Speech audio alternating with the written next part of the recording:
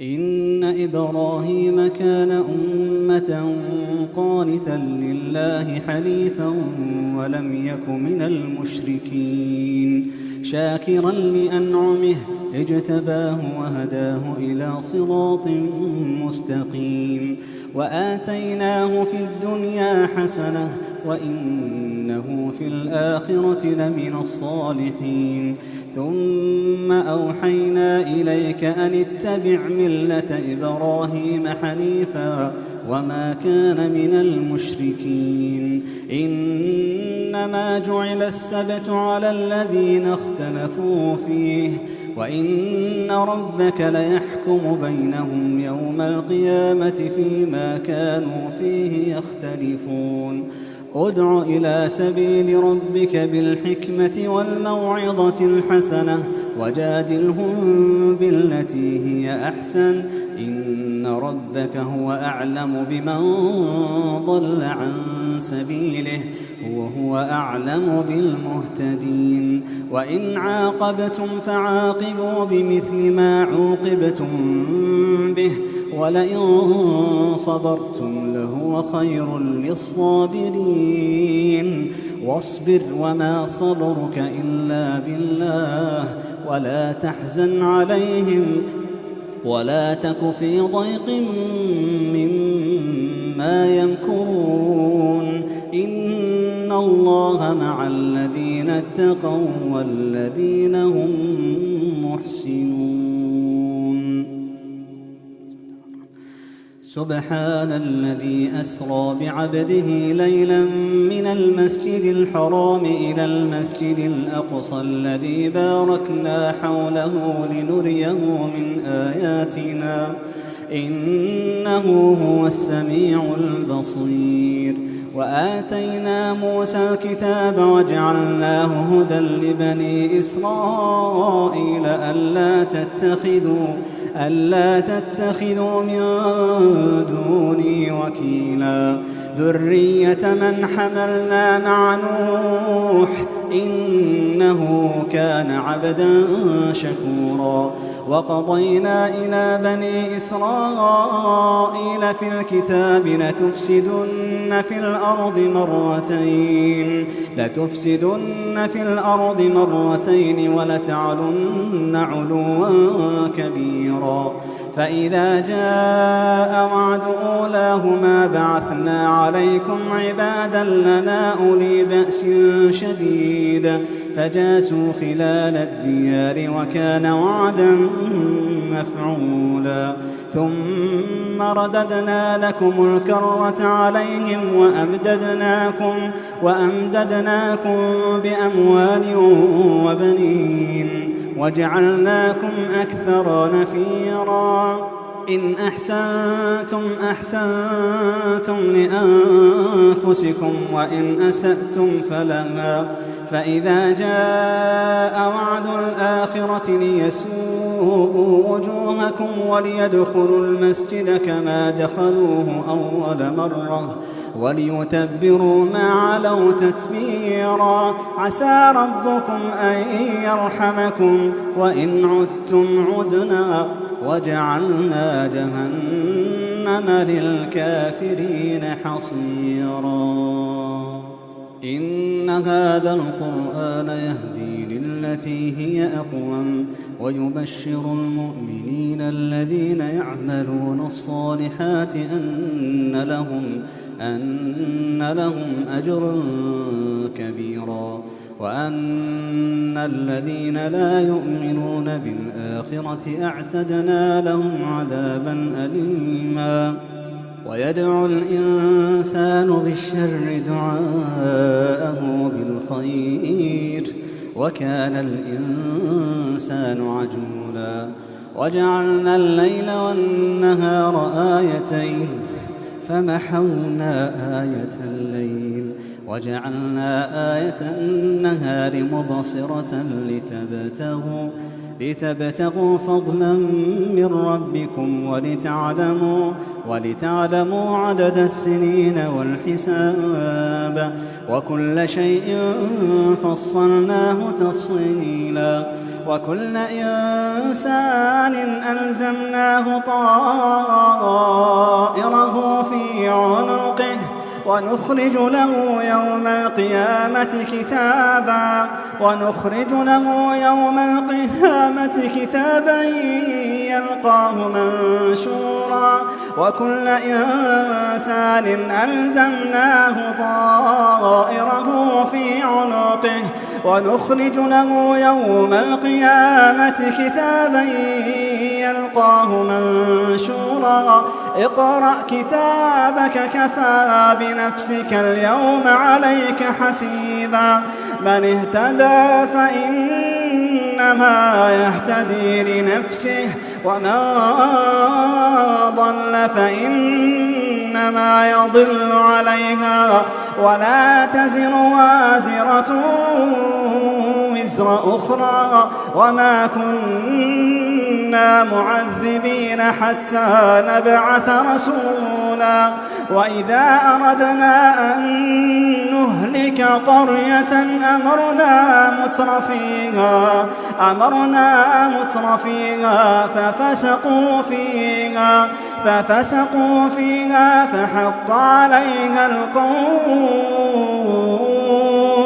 فحق عليها القول فدمرناها تدميرا وكم أهلكنا من القرون من بعد نوح وكفى بربك بذنوب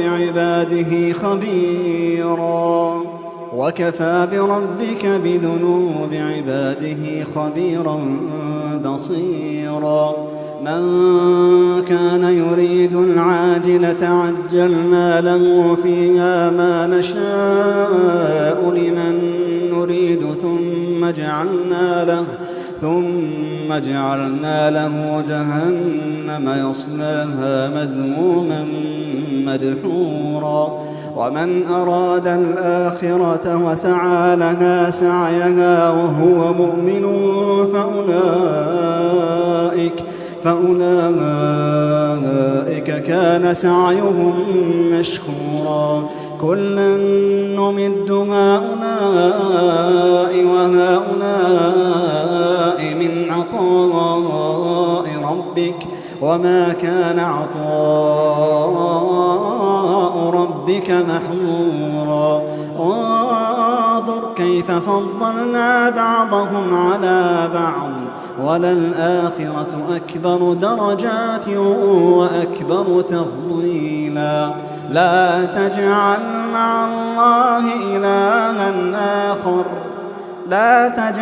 مع الله إلها آخر فتقعد مذموما مخذولا وقضى ربك ألا تعبدوا إلا إياه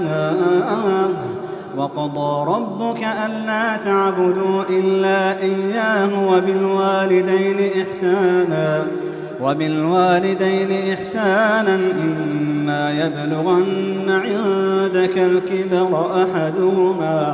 إما يبلغن عندك الكبر أحدهما أو كلاهما فلا تقل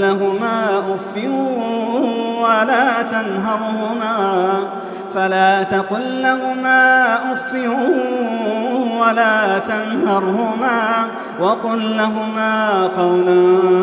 كريما واخفض لهما جناح الذل من الرحمة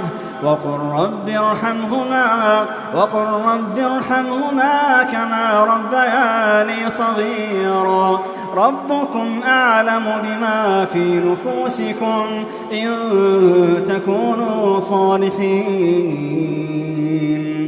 إن تكونوا صالحين فإنه كان للأوابين غفورا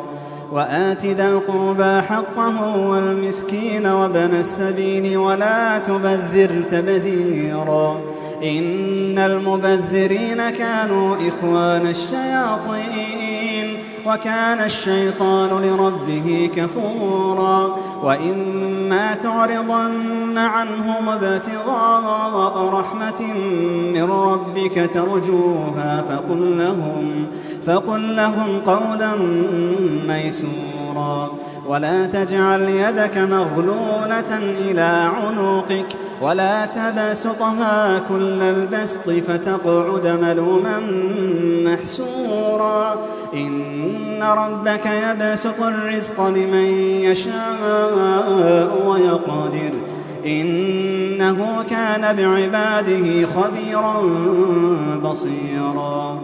ولا تقتلوا أولادكم خشية إملاق نحن نرزقهم وإياكم إن قتلهم كان خطأ كبيرا ولا تقربوا الزنا إنه كان فاحشة وساء سبيلا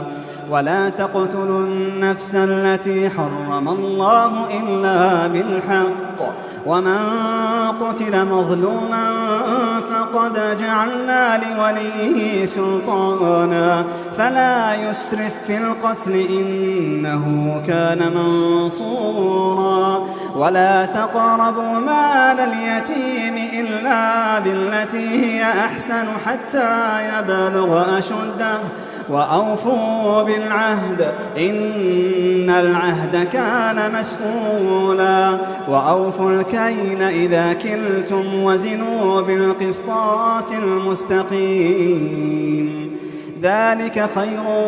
وأحسن تأويلا ولا تقف ما ليس لك به علم إن السمع والبصر والفؤاد كل أولئك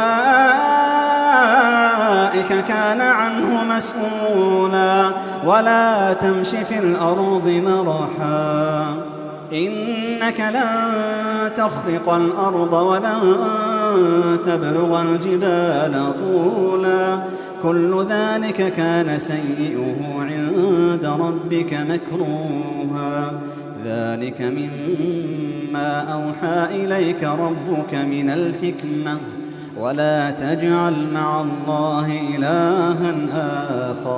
ولا تجعل مع الله إلها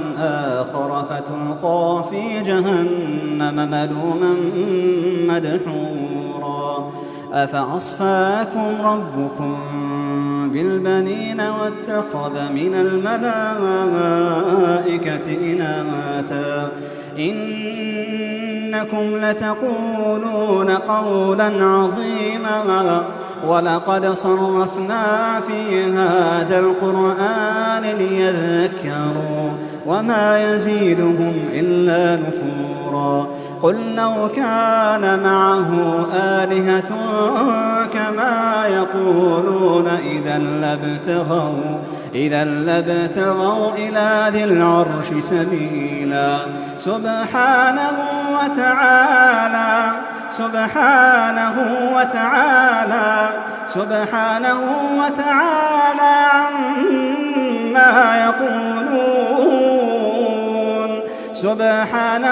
وتعالى عما يقولون علوا كبيرا تسبح له السماوات السبع والأرض ومن فيهن وإن من شيء إلا يسبح بحمده ولكن لا تفقهون تسبيحهم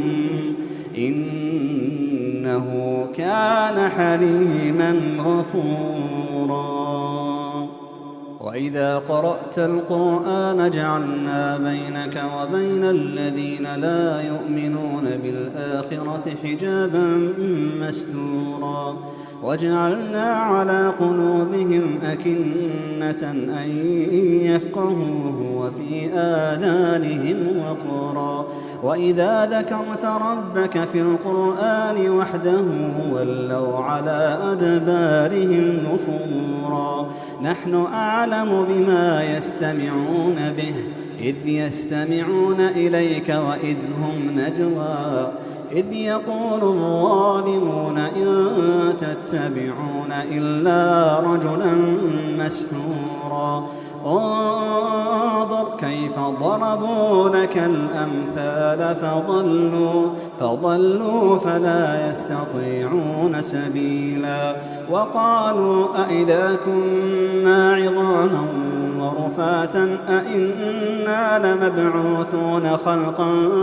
جديدا قل كونوا حجارة أو حديدا أو خلقا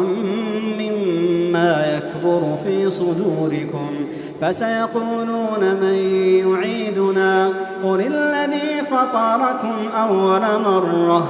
فسينغضون إليك رؤوسهم ويقولون متاه قل عسى أن يكون قريبا يوم يدعوكم فتستجيبون بحمده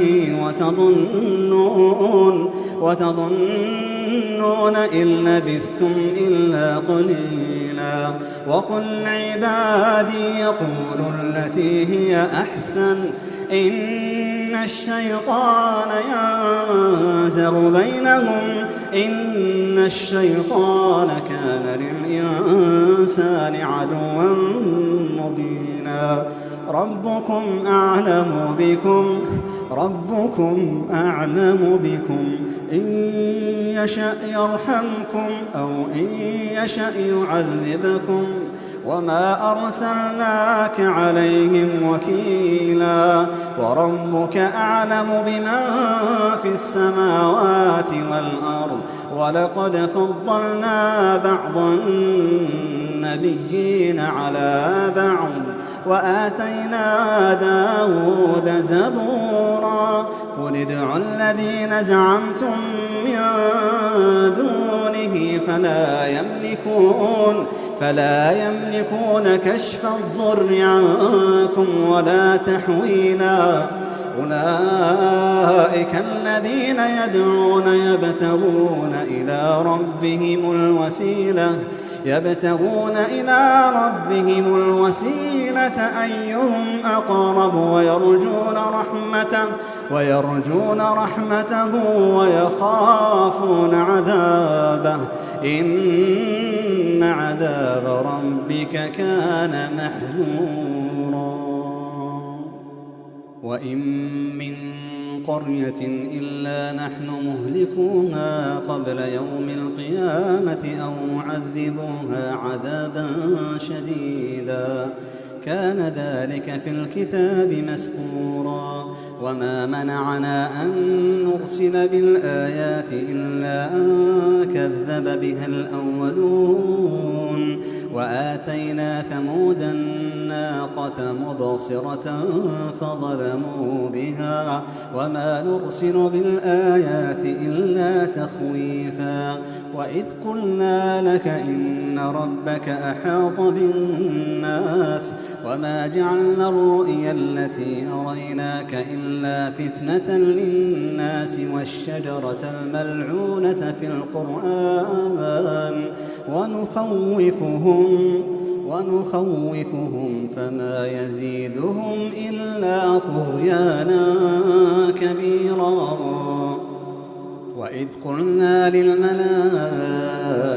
اسجدوا لآدم فسجدوا إلا إبليس قال أأسجد لمن خلقت طينا قال أرأيتك هذا الذي كرمت علي لئن أخرتني إلى يوم القيامة لأحتنكن ذريته إلا قليلا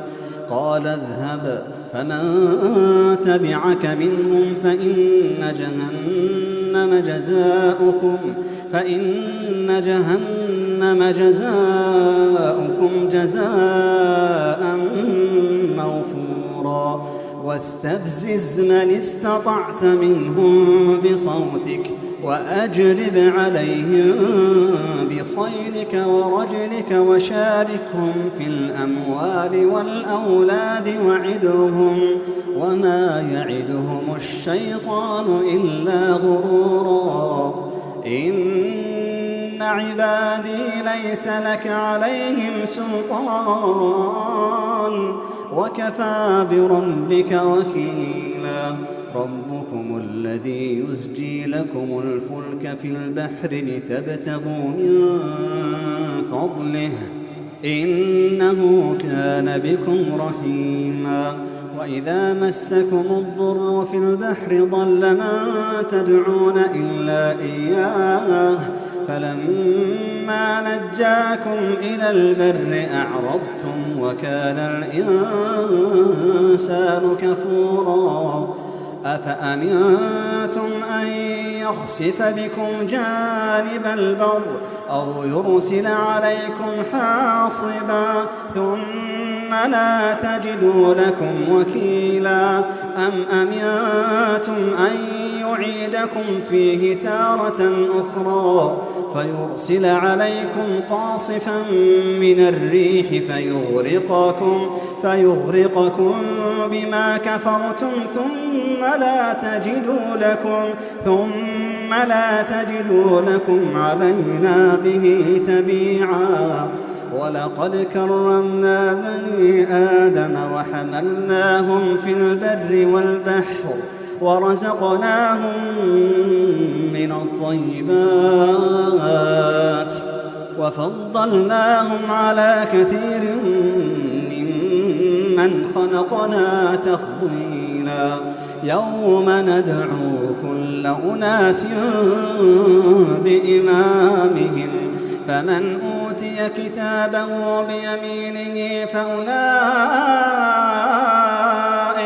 فأولئك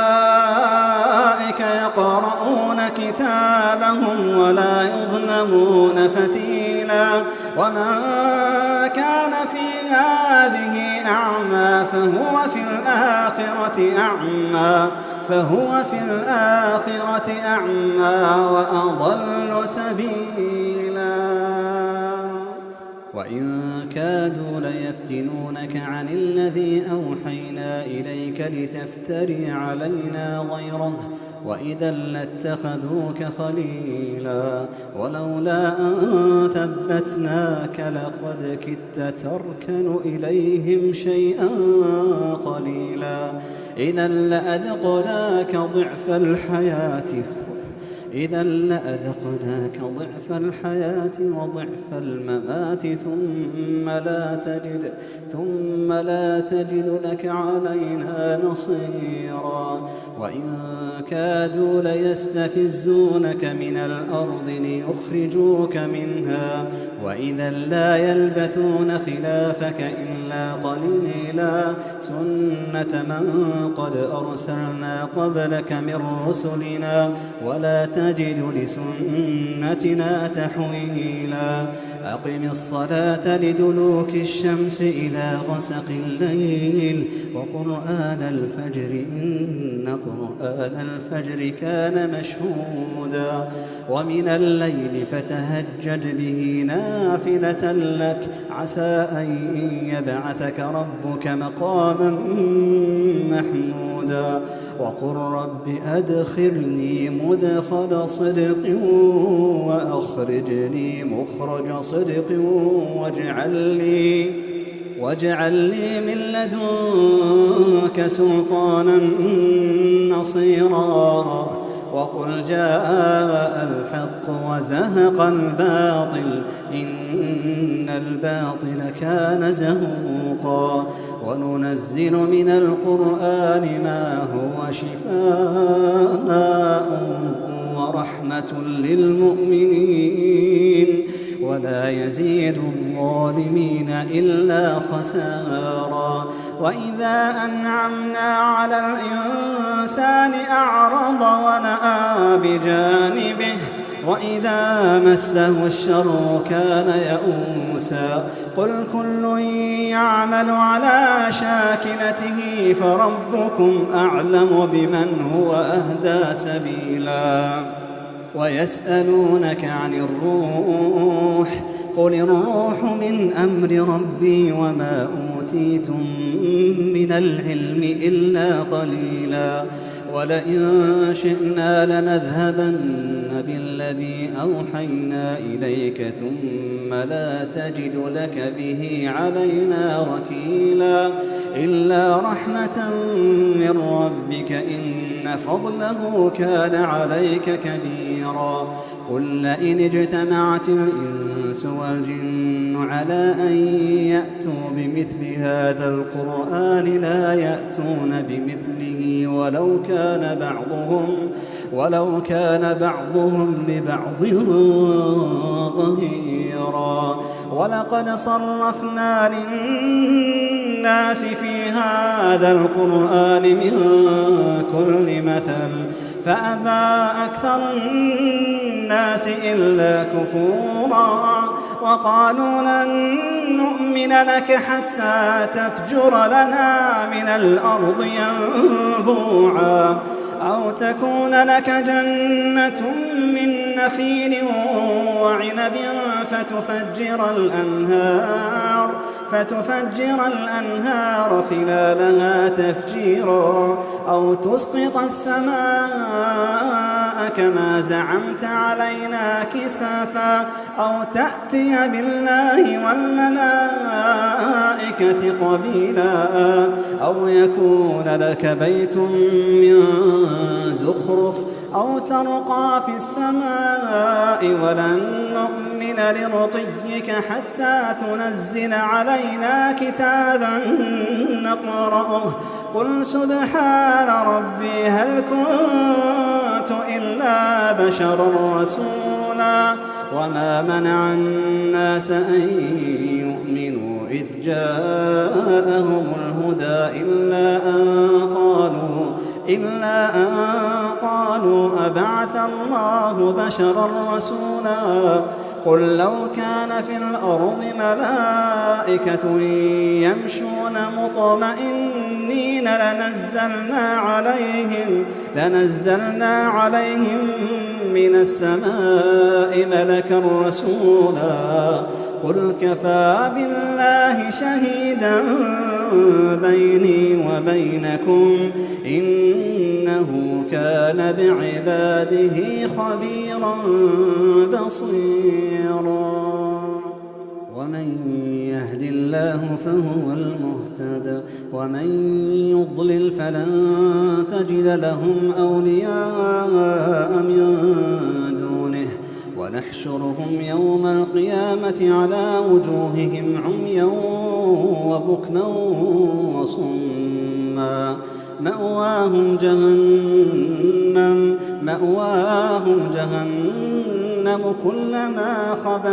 كلما خبت زدناهم سعيرا ذلك جزاؤهم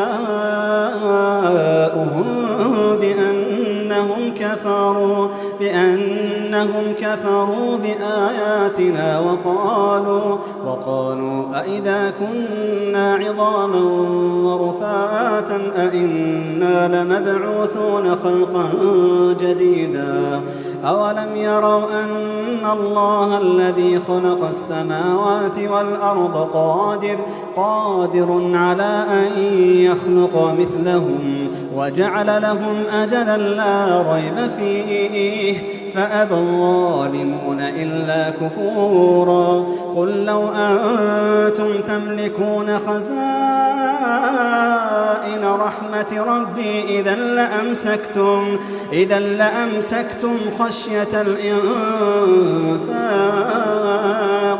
وكان الإنسان قتورا ولقد آتينا موسى 9 آيات بينات فاسأل بني إسرائيل إذ جاءهم فقال له فرعون إني لأظنك يا موسى مسحورا قال لقد علمت ما أنزل هؤلاء إلا رب السماوات والأرض بصائر وإني لأظنك يا فرعون مثبورا فأراد أن يستفزهم من الأرض فأغرقناه ومن معه جميعا. وقلنا من بعده لبني إسرائيل اسكنوا الأرض فإذا جاء وعد الآخرة جئنا بكم لفيفا وبالحق أنزلناه وبالحق نزل وما أرسلناك إلا مبشرا ونذيرا وقرآنا فرقناه لتقرأه على الناس على مكث ونزلناه تنزيلا. قل آمنوا به أو لا تؤمنوا إن الذين أوتوا العلم من قبله إذا يتلى عليهم يخرون للأذقان سجدا. إن الذين أوتوا العلم من قبله إذا يتلى عليهم يخرون للأذقان سجدا ويقولون سبحان ربنا إن كان وعد ربنا لمفعولا ويخرون للأذقان يبكون ويزيدهم خشوعا. قل ادعوا الله أو ادعوا الرحمن أيما تدعوا فله الأسماء الحسنى ولا تجهر بصلاتك ولا تخافت بها وابتغ بين ذلك سبيلا. وقل الحمد لله الذي لم يتخذ ولدا ولم يكن له شريك في الملك ولم يكن له ولي من الذل وكبره تكبيرا. الحمد لله الذي أنزل على عبده الكتاب ولم يجعل له عوجا قيما لينذر بأسا شديدا من لدنه ويبشر المؤمنين الذين يعملون الصالحات أن لهم أجرا حسنا ماكثين فيه أبدا وينذر الذين قالوا اتخذ الله ولدا ما لهم به من علم ولا لآبائهم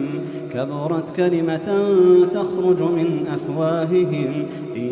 يقولون إلا كذبا فلعلك باخع نفسك على آثارهم إن لم يؤمنوا بهذا الحديث أسفا إنا جعلنا ما على الأرض زينة لها لنبلوهم أيهم أحسن عملا وإنا لجاعلون ما عليها صعيدا